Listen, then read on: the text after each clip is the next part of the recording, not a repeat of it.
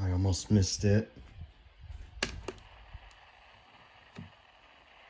The National Weather Service in Pueblo has just activated the emergency alert system as a test. The warning alarms on weather radio stations WXM 52, WWG 44, WNG 579, KJY 81, WWG 23, WXM 54, This one didn't go off. KWN 60, and WNG 664 have also been activated as a test.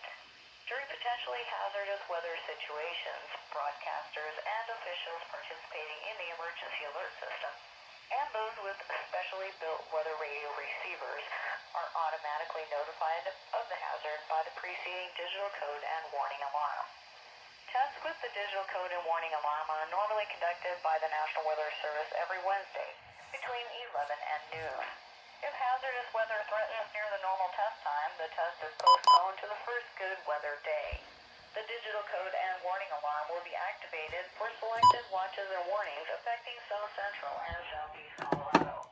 For more information on the coverage areas of our 9 transmitters, go to our website, weather.gov/Pueblo, and under local information, click on NOAA Weather Radio page. This concludes the weekly test. We now return to normal programming.